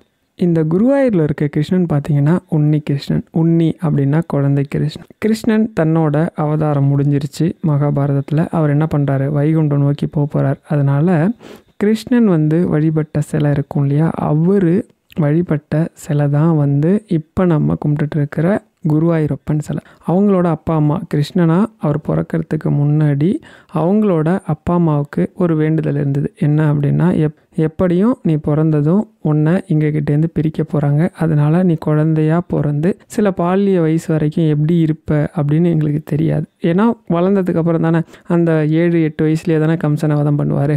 அது வரைக்கும் வந்து அப்பா அம்மாட்ட பிரிஞ்சு தானே இருப்பார். அதனால் எனக்கு வந்து அந்த பால்ய வயசில் இருக்கிற ஒன்றை நாங்கள் பார்க்கணுன்னு ஆசையாக இருக்குன்னதும் அவர் இப்போ குருவாயூர் கிருஷ்ணன் எப்படி இருக்காரோ அதே மாதிரி தான் பால்யத்தில் இருப்பாராம். அதே மாதிரி காட்சி கொடுத்தாங்க. அதை அப்படியே ஒத்த சிலை தான் இந்த குருவாயூரப்பன். அந்த குருவாயூரப்பன் சிலையை வந்து உத்தவர், அதாவது கிருஷ்ணருக்கு பணிவிடை பண்ண உத்தவர்கிட்ட கொடுத்து இன்னும் 15 நாளில் துவாரகை கிருஷ்ணன் வாழ்ந்த இடம் முழுக போகுது. அதனால் நீ என்ன பண்ண, இதை எடுத்துகிட்டு போய், அதுக்காக அவர் வந்து ஒரு குறிப்பிட்ட இடத்த சொல்கிறார். சொன்னோடனே அங்கே வந்து உனக்கு அந்த இடத்துக்கு போகிறதுக்கு வந்து குருவும் வாயுவும், அதாவது குரு பகவானும் வாயு பகவானும் வழிகாட்டுவாங்க அப்படின்னதும் அவங்க 2 பேரும் வழிகாட்டுதல் படி வராங்க. வந்ததும் அகத்திய முனிவர் இங்கே வராங்க. அகத்தியர் வந்து ஒரு இடத்துல அகத்தியரை சந்திக்கிறாங்க. எனக்கு கரெக்டாக அகத்தியர் தானா அப்படின்னு தெரியல. அவரை சந்தித்ததும் அவர் வந்து இந்த சிலையை பிரதிஷ்டை பண்ணக்கூடிய இடம் உங்களுக்கு தெரியும்னு சொல்லி கிருஷ்ணன் சொன்னார். ஒரு குறிப்பிட்ட இடத்தையும் சொன்னார், காமிங்க அப்படின்னதும் சிவபெருமானே தவம் பண்ண இடம், இதோ புண்ணியமாக இருக்கக்கூடிய இடம், இந்த இடத்துல தான் இந்த சிலையை பிரதிஷ்டை பண்ணி வழிபாடு பண்ணுறது சரி அப்படின்னு சொன்னதும் இப்படி தோற்றுவிக்கப்பட்டது தான் குருவாயூரப்பன். சரி, குருவாயூர் அப்படின்னு ஏன் பேர் வந்தது அப்படின்னா, குருவும் வாயுவும் சேர்ந்து வழிகாட்டினதால அந்த ஊர் பேர் குருவாயூர். குருவாயூர் கோயிலுக்கு போனீங்கன்னா ஒரு விஷயம் தெரியும், ஒரு தாழியில் நிறைய குன்றுமணி இருக்கும். இதுக்கு ஒரு வரலாறு இருக்குது. ஏன்னா தன் பக்தனை எப்போவுமே பகவான் கைவிட மாட்டான் அப்படின்னு சொல்லி பல இடத்துல ப்ரூவ் பண்ணியிருப்பார். ஒரு பாட்டி, நான் வந்து இந்த கதையை கொஞ்சம் ஷார்ட்டாகவே சொல்கிறேன். ஒரு பாட்டி குருவாயூரப்பன் மேலே அளவு கடந்த அன்பு, ரொம்ப ஏழை, ஏதோ சொற்பமான வருமானத்துக்கு ஏதோ ஒரு தொழில் பண்ணிகிட்ருக்காங்க. அப்படி வர பணத்தை வச்சு குருவாயூர் போகணும் அப்படின்னு முடிவு பண்ணுறாங்க. ஒரு நாள் என்ன பண்ணுறாங்கன்னா, கொஞ்சம் கொஞ்சமாக பணம் சேர்த்து குருவாயூர் போயிடலான்னு பார்க்குறாங்க. அவங்களால சேர்க்க முடியல. சரி, சேர்க்க முடியலனாலும் பரவாயில்ல, நடந்தா வச்சும் போகலாம் அப்படின்னு முடிவு பண்ணிட்டாங்க. சரி போகலாம் அப்படின்னு. அப்போ குருவாயூரில் இருக்கிற கிருஷ்ணன் குழந்தை கிருஷ்ணன் இல்லையா, அவனுக்கு வெறுங்கையோட போக முடியும், அவனுக்கு ஏதாவது வாங்கிட்டு போகணுன்னு நினைக்கிறாங்க. இவங்கள்ட்ட பணம் இல்லை இல்லையா, என்ன பண்ணுறது, அதை நினச்சி வருத்தப்பட்டுக்கிட்டு இருக்கும்போது நிறைய குழந்தைங்கள் குன்றுமணி செடி இருக்கு இல்லையா, குன்றுமணி செடியில் இருக்கிற அந்த விதை, அதுதான் குன்றுமணின்னு சொல்லுவோம். பிள்ளையாருக்கு கூட கண்ணு வைப்பாங்க இல்லையா, அதுதான். அதை எடுத்துகிட்டு போய் விளையாடுறத பார்த்ததும் கிருஷ்ணனும் குழந்தையாக தானே இருக்கான், அவன் குழந்தையாக தான் அந்த அம்மாவுக்கு தெரியும், குழந்தையாக தானே இருக்கான், அதனால் அவனுக்கும் குன்றுமணி பிடிக்கும்னு சொல்லி ஒரு செடியிலேருந்து கொஞ்சம் கொஞ்சமாக குன்றுமணியை சேர்த்து ஒரு சுருக்கு பையில் போட்டு எடுத்துக்கிட்டு போகிறாங்க. இவங்க போய் கோயில் அடையிற நேரம் பார்த்தீங்க அப்படின்னா அங்கே ராஜா வந்து கோவிலுக்கு ஏதோ ஒரு பெரிய தானம் கொடுத்துருக்கிறாரு. அதனால் பெரிய விழா மாதிரி நடந்துகிட்ருக்கு. கோவில் நிறைய வரவங்களெல்லாம் செக் பண்ணி தான் விட்றாங்க. நிறைய விஷயங்கள் அலோவ் பண்ணுறதே இல்லை. அப்படி இருக்கும்போது இந்த அம்மா கொண்டு போன அந்த குன்றுமணி இருக்கு இல்லையா, அது வந்து வாங்கி செக் பண்ணி பார்த்துட்டு தூக்கி போட்டுறாங்க. இந்த அம்மா ரொம்ப நொந்து போயிடறாங்க. குருவாயூரப்பனை பார்க்கவும் விடலை. மனசு வெறுத்து போய் கோவிலுக்கு வெளியில் கொஞ்சம் தூரம் தள்ளி உட்காந்து ரொம்ப மனசு உடைஞ்சு போயிருக்காங்க. இப்போ குருவாயூரப்பன் அந்த மன்னனோட கனவுல போய் சொல்கிறார், நீ பண்ண தானம் எனக்கு வேணாம், திருப்பி வாங்கிக்க, எனக்கு திருப்தி இல்லை. என்னோட பக்தை ஒருத்தையை நீ வந்து அவமானப்படுத்திட்டு நீங்கள் எனக்கு இதெல்லாம் கொடுத்துருக்கீங்க, எனக்கு இதில் விருப்பமே இல்லை, வாங்கிக்கோங்கன்னு சொன்னது மன்னனுக்கு வந்து பதறி போயிடுது. உடனே பதறி அடிச்சு யார் என்னன்னு சொல்லி வந்து விசாரித்தா இந்த மாதிரி ஒரு பாட்டி அப்படின்னதும் மறுநாளே அந்த எங்கெல்லாம் இறஞ்சிருக்கோ ஒரு குன்றுமணியாக பொறுக்கி அந்த அரசன் அந்த சுருக்கு பையில் போட்டு அந்த அம்மாட்ட கொடுத்து பட்டத்து யானை மேலே உட்கார வச்சு, அதாவது பகவானே கனவுல வந்து சொல்லக்கூடிய ஒரு பக்தை, நீதாம்மா உண்மையான பக்தைன்னு சொல்லி பட்டத்து யானையில் உட்கார வச்சு அந்த அம்மா கையாலே கொண்டு வந்து பகவானுக்கு முன்னாடி அந்த தாலியில் போட சொன்னாங்களாம். அப்படி வந்தது தான் குன்றுமணி. அந்த குன்றுமணியை கூட கையில் எடுத்துக்கிட்டு நம்ம பிரார்த்தனை பண்ணிவிட்டு திரும்பி அதில் போட்டுருவாங்க. அப்படி ஒரு வழக்கம் இருக்குது. நம்ம கூட அதை நம்மளோட வேண்டுதலுக்கு அதை செய்யலாம். இது எல்லாமே என்ன சொல்ல வருது அப்படின்னா, எல்லா விஷயமும் கடைசியில் நோட் பண்ணிங்கன்னா உண்மையான பக்தின்னு ஒரு இடத்துக்கு வந்து முடியும். நம்ம நிறைய பேர் பரிகாரம்னுவோம். பரிகாரத்தெல்லாம் விட உண்மையான பக்தி தான் எப்போவுமே பகவான் பக்கத்தில் நம்மளையும் நம்ம பக்கத்தில் பகவானையும் கொண்டு வரும். சரி, இந்த பதிவு வைகுண்ட ஏகாதேசி அப்படிங்கிறதுனால முதல்ல ஏகாதேசிக்கு ஒரு வரலாறு இருக்குது. அது என்னன்னு பார்ப்போம். முரன்னு சொல்லி ஒரு அசுரன் வந்து தேவர்களை ரொம்ப தொல்லை பண்ணுறான். தேவர்கள் எல்லாம் என்ன பண்ணுறாங்க அப்படின்னா சிவபெருமான்கிட்ட போகிறாங்க. சிவபெருமான் என்ன பண்ணுறாரு அப்படின்னா விஷ்ணுக்கிட்ட அனுப்புகிறார் பெருமாள்கிட்ட வந்தது. பெருமாள் சரி அப்படின்னு சொல்லி சரின்னு சொல்லி அவன் கூட சண்டைக்கு போகிறார். ரொம்ப வருஷமாக நடந்துகிட்ருக்கு. கிட்டத்தட்ட 1000 வருஷமாக சண்டை போட்டுருக்க பெருமாள் என்ன பண்ணுறாருனா கொஞ்சம் பயந்தாப்புல அவனுக்காக நடிச்சுட்டு ஒரு குகையில் போய் தூங்கிடுறார். தூங்குற நேரம் கூட பெருமாளை விடாமல் அவன் என்ன பண்ணால் பின்தொடர்ந்தே வந்து பெருமாளை தூங்கிட்டு இருக்க சமயத்தில் வெட்டிடலாம் அப்படின்னு முடிவு பண்ணுறான். அந்த நேரத்தில் பெருமாளோட உடல்லிருந்து வியர்வை இருக்கு இல்லையா, அது மூலமாகவே ஒரு பெண் தெய்வம் வெளிப்படுது, ஒரு பெண் சக்தி. அதோட ஹும் அப்படின்ற சவுண்டு மட்டுமே அவன் அப்படியே சாம்பலாக எரிச்சிருது. பகவான் கண்ணை முழிச்சு பார்க்குறார். பார்த்தவொடனே அவருக்கு ரொம்ப திருப்தி, ரொம்ப சந்தோஷப்படுறார். இப்படி ஒரு சக்தி தெய்வம், அதுவும் இந்த மாதிரி விஷயம் பண்ணியிருக்கீங்க அப்படின்னு சொல்லிட்டு என்ன சொல்கிறார் அப்படின்னா, உனக்கு ஏகாதேசின்னு பேர் வைக்கிறேன், உனக்கு ஒரு வரம் தரேன் அப்படின்னது. என்ன அப்படின்னா, ஒவ்வொரு ஏகாதேசியும் ஒன்றை விரதம் இருந்து யார் வழிபடுறாங்களோ, அந்த ஏகாதசி தினத்தை வழிபடுறாங்களோ அவங்களுக்கு நான் வந்து மோட்சத்தை கொடுப்பேன், கேட்டதை கொடுப்பேன் அப்படின்னு சொல்லி வரம் கொடுக்குறாரு. நான் இந்த கதை கொஞ்சம் பெருசாக வரும், என்ன நமக்கு தேவையோ அந்த இடத்த மட்டும் சொல்லியிருக்கேன்.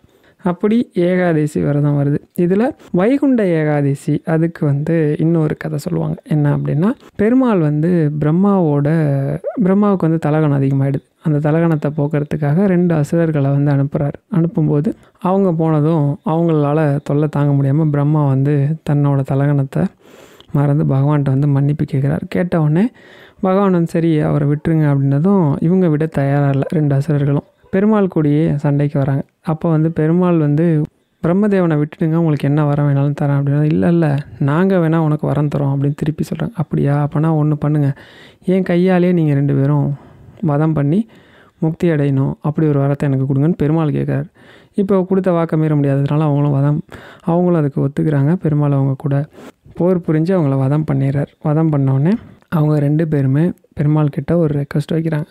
என்ன அப்படின்னா, பகவானே, அறியாமை, தலகணம், மூர்க்கத்தன்மை, சினம், இந்த மாதிரி மனிதனுக்கு இருக்கக்கூடிய தேவையில்லாத விஷயங்கள்லாம் இருக்குல்ல, இந்த மாதிரி எத்தனை ஜீவராசிகளும் இருக்கோ அதெல்லாம் பண்ணுதோ, அதோட இதெல்லாம் மன்னித்து நீங்கள் வந்து அவங்களுக்கு மோட்சத்தை கொடுக்கணும், அப்படி ஒரு விஷயத்த நீங்கள் எங்களுக்கு பண்ணணும் அப்படின்னு சொல்லிட்டு அதுக்கு வந்து முதல் முன்னுதாரணமாக எங்கள் 2 பேருக்கும் மோட்சம் கொடுங்க அப்படின்னதும் பெருமாள் உடனே வைகுண்டத்தில் இருக்கிற பரமபத வாசலை ஓப்பன் பண்ணி அவங்க 2 பேரையும் உள்ளே கூப்பிட்டு தன்னோட ஐக்கியமாக்கிக்கிட்டாராம். அப்போ அவங்க 2 பேரும் இன்னொரு விஷயம் சொல்கிறாங்க.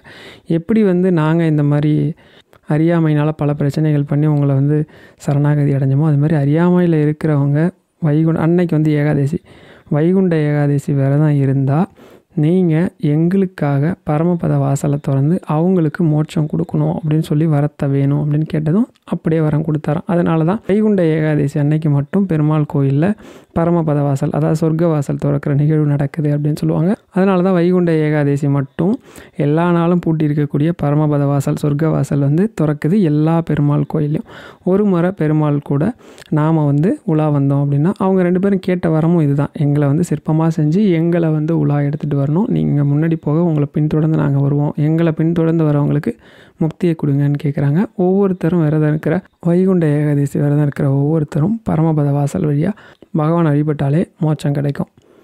இப்போ வைகுண்ட ஏகாதசி விரதம் எப்படி இருக்கணும் அப்படின்னா, முதல் நாள் துவாதசி வந்து உபவாசம் இருக்கணும். முடியாதவங்க எளிமையான உணவை எடுத்துக்கிட்டு வைகுண்ட ஏகாதசி அன்னைக்கு காலையில், அதாவது சனிக்கிழமை 23/12/2023 அன்னைக்கு காலையில் எழுந்து அன்னைக்கு காலையிலிருந்து மறுநாள் காலையில் துவாதசி வரைக்கும் எந்த உணவும் எடுக்காமல் முழு உபவாசம் இருந்து தூங்காமல் கண் முழிச்சிருக்கணும். இதுதான் வைகுண்ட ஏகாதசி விரதம். இருக்கிற பொழுதில் நமக்கு தாகம் எடுத்தால் துளசி தீர்த்தம், துளசியை தண்ணியில் போட்டு ஒரு பாத்திரத்தில் வச்சுருப்போம் இல்லையா, அதை குடிச்சிக்கலாம். அது வந்து துளசி தீர்த்தம். முடியாத வயசானவங்க, அதாவது 80 வயசுக்கு மேலே இருக்கிறவங்க இந்த மாதிரி விதிமுறையை கடைப்பிடிக்க வேண்டியது இல்லை. அவங்க உணவு எடுத்துக்கிட்டாலும் எடுத்துக்கலனாலும் அவங்களுக்கு விதிவிலக்கு கொடுக்கப்பட்டிருக்கு. ரொம்ப முடியாதவங்க பால் எடுத்துக்கலாம். அப்படி முழு நேரமும் பெருமாள், அதாவது பகவானோட நாமத்தையோ புராணத்தையோ கதைகளையோ இறை சிந்தனையோட ஒரு செகண்டாவது இருந்து வழிபடுறது பேர் தான் வைகுண்ட ஏகாதசி. சரி, விரதத்தை எப்படி முடிக்கணும்? ஏகாதசி முடிஞ்சு மறுநாள் துவாதசி வரும். அன்னைக்கு, அதாவது விடிய காலம்பரை விடியறதுக்குள்ளே சில நாள் வரும், சில டைம் விடிஞ்சு தான் வரும். அந்த சமயத்தில் பெருமாளுக்கு ஆலமரத்து இலையில் உணவு படைக்கணுங்கிறது விதி. இப்போ யாருமே அது பயன்படுத்துறதில்ல. ஆலமரத்து இலை, சுண்டைக்காய் நிச்சயமாக குழம்பு வச்சுருக்கணும், சுண்டைக்காய் வந்து உணவில் இருக்கணும், நெல்லிக்கனி இருக்கணும், அகத்துக்கீரை இருக்கணும். எங்கள் வீட்டில் ஒரு வழக்கம் இருக்குது, எல்லார்ட்டும் இருக்கும்னு நினைக்கிறேன். அதாவது 24 காய்கறி பயன்படுத்தி குழம்பு வைக்கிறது. அதுக்கப்புறம் பெருமாளுக்கு வந்து புளிக்குழம்புனா ரொம்ப பிடிக்கும் அப்படின்னு சொல்லுவாங்க, புளிக்குழம்பு வைக்கிறது. அதுக்கப்புறம் நிறைய பதார்த்தங்கள், கிருஷ்ணனுக்கு பெருமாளுக்கு பிடிச்ச நிறைய பதார்த்தங்கள் இருக்கு இல்லையா, இதெல்லாம் நம்ம செஞ்சு வச்சு அன்னைக்கு சாப்பிட்றது. முக்கியமாக சுண்டைக்காய், அகத்துக்கீரை, நெல்லிக்கனி இது வந்து உணவில் இருக்கிற மாதிரி பார்த்துக்கோங்க. ஏன்னா நாம் விரதம் இருக்கிற அன்னைக்கு முழு நேரமும் விரதமாக இருந்து நம்ம அகத்துக்கீரை உணவாக எடுத்துக்கும் போது உடலில் தங்கி இருக்கக்கூடிய அத்தனை நஞ்சு, அகத்துக்கீரை, அகம்பஸ்கீரை, உள் உறுப்புகள் அத்தனையிலையும் இருக்கிற பிரச்சனைகளை தீர்க்கக்கூடிய சக்தி அகத்துக்கீரைக்கு இருக்குது. சுண்டைக்காய் வந்து கீர்த்தி சிறுசு மூர்த்தி பெருசுங்கிற மாதிரி சுண்டைக்காய் வந்து அத்தனை நோய் கிருமிகளையும் கொல்லும் ஆற்றல் உடையது. யாருக்காவது காய்ச்சல் இருந்தால் கூட சுண்டைக்காய் வந்து உணவில் எடுத்துக்கிட்டிங்கன்னா ஒரே நாளில் காய்ச்சல் சரியாயிடும், அவ்வளோ அதிசக்தி வாய்ந்தது. நெல்லிக்கனி உங்களுக்கே தெரியும், அது வந்து நோய் எதிர்ப்பு சக்தி அதிகமாக உள்ளது. இது மாதிரி நம்ம எல்லாமே ஆன்மீகம் சம்மந்ததும் நம்ம கொடுத்துருக்க எல்லாமே அறிவியல் மேலே ஒரு பார்வையும் ஆன்மீகத்து மேலே பல பார்வையும் வச்ச முறைகளை தான் நம்ம முன்னோர்கள் நமக்கு கொடுத்துருக்காங்க. முறையாக வழிபட்டு அதுக்கப்புறம் நம்ம விரதத்தை உணவு எடுத்துக்கிட்டு நம்மளோட விரதத்தை முடிக்கணும். மறுநாள் தூங்கக்கூடாது. மறுநாளும் பகல் பொழுதும் முழிச்சிருந்து அதுக்கப்புறம் சாயந்தரம் வீட்டில் வந்து மறுபடியும் விளக்கேற்றி பெருமாள் முன்னாடி நல்லபடியாக விரதந்தத்துக்கு நன்றி சொல்லிவிட்டு பெருமாளோட கீர்த்தனைகள் நாமங்கள் ஏதாவது சொல்லி அதுக்கப்புறம் தான் தூங்கணும். இதுதான் சரியான விரத முறை. இதை நாம் கடைப்பிடித்தோம் அப்படின்னா நம்ம வாழ்க்கையில் பெருமாள் என்ன கேட்டாலும் கொடுப்பார். வாழ்க்கையோட இறுதியில் மோட்சத்தையும் கொடுப்பார்.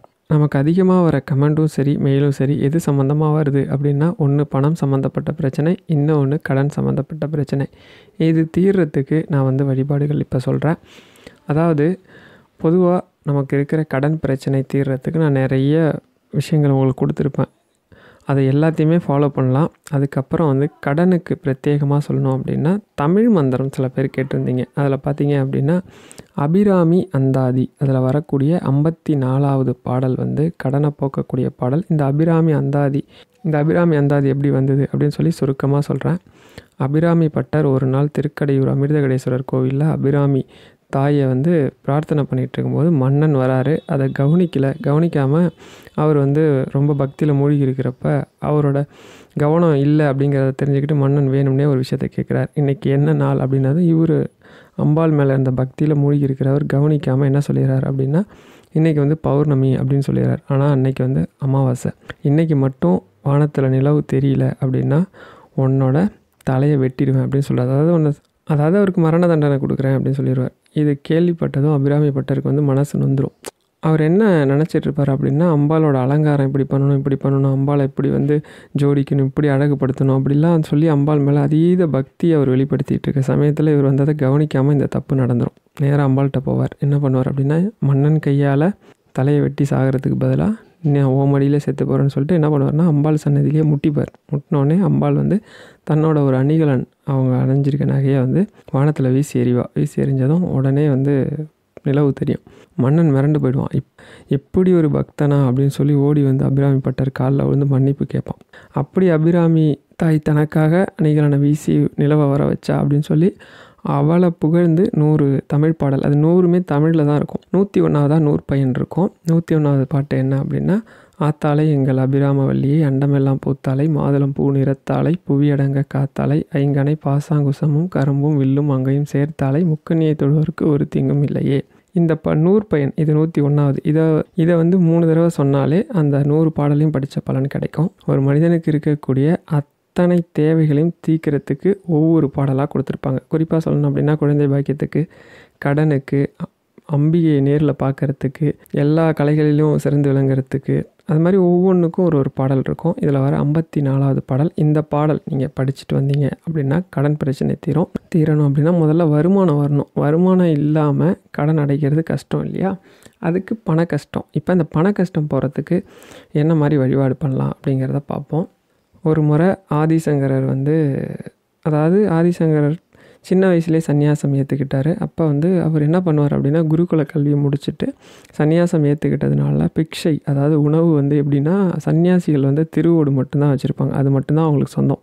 அதில் என்ன உணவு கிடைக்குதோ அதை மட்டும்தான் சாப்பிடுவாங்க. அப்படி ஒரு நாள் ஒரு அம்மா வீட்டுக்கு போய் பிக்ஷை அப்படின்னு சொல்லக்கூடிய அந்த உணவை கேட்கும்போது, அவங்க யார் அப்படின்னா ரொம்ப கஷ்டப்படுறவங்க. கணவன் வந்து வேலைக்கு போயிட்டு வர வருமானத்தில் ஏதோ வாங்கிட்டு வருவார். அரிசியாக இருக்கலாம், கம்போ கேழ்வரகோ, என்ன கிடைக்குதோ அதை ஒரு வேளை உணவு தான் 2 பேருமே சாப்பிட முடியும். அப்படி கஷ்டப்படுறவங்க அவங்க வீட்டில் போய் இவர் இப்படி ஒரு விஷயத்த கேட்குறாரு. அவங்க ரொம்ப நொந்து போகிறாங்க. என்னென்னா, சின்ன வயசு ஒரு சன்னியாசி வந்து தானம் கேட்கும்போதோ சாப்பாடு கேட்கும்போதோ கொடுக்கணும். இவங்கள்ட்ட ஒன்றுமே இல்லை. அடுப்பங்கரையை சுற்றி பார்க்குறாங்க. அப்போ வந்து ஒரே ஒரு நெல்லிக்கனி, காஞ்சி போன நெல்லிக்கனி அவங்க வீட்டுக்கும் பின்னாடி ஒரு நெல்லி மரம் இருக்குது, அதுலேருந்து விழுந்திருக்கு. அதை எடுத்து வச்சுருக்காங்க. அதை எடுத்துகிட்டு போய் அவர் தட்டில் போட்டும்போது இவங்க கண்ணீர் அடக்க முடியாமல் ஒரு துளி கண்ணீர் அவங்க தட்டில் விழுந்துறத குருநாதர் பார்த்துறார். பார்த்த உடனே அவருக்கு உலகமே அப்படியே சுக்குநூறாக உடஞ்சா எப்படி இருக்குமோ அப்படி ஒரு வருத்தம் ஆயிடுது. ஏன் இந்த தாய்க்கு இப்படி ஒரு நிலைமை அப்படின்னு சொல்லி அவரோட ஞான திருஷ்டியில் பார்க்குறப்ப பார்த்தா, முன் ஜென்மத்தில் இந்த அம்மா பெரிய பணக்காரி. யார் வந்து கேட்டாலும் எது கேட்டாலும் உதவின்னு வரவங்ககிட்ட இல்லைன்னு சொல்லிடும். அதனால் என்ன ஆகிடுதுன்னா, இந்த ஜென்மத்தில் இல்லாமலே போயிடுது. உடனே மகாலட்சுமியை கூப்பிட்டு, தாயே, இந்த அம்மாவோட கஷ்டத்தை பார்க்கும்போது என் மனசு தாங்க மாட்டேங்குது. அதனால் இந்த அம்மாவுக்கு வந்து அவங்க கஷ்டம் போகிறதுக்கு கொஞ்சம் செல்வத்தை கொடு அப்படின்னு கேட்டாங்க. அம்மா என்ன சொல்லிவிடுவாங்கன்னா, ஒரே வார்த்தையில், அவங்க போன ஜென்மத்தில் பண்ண பாவத்துக்கு இந்த ஜென்மத்துக்கு இது சரியான தண்டனை, இதை வந்து கொடுக்க முடியாது, அடுத்த ஜென்மத்தில் தான் கொடுக்க முடியும் அப்படின்னு சொல்லிவிடுவாங்க. உடனே விடமாட்டார்.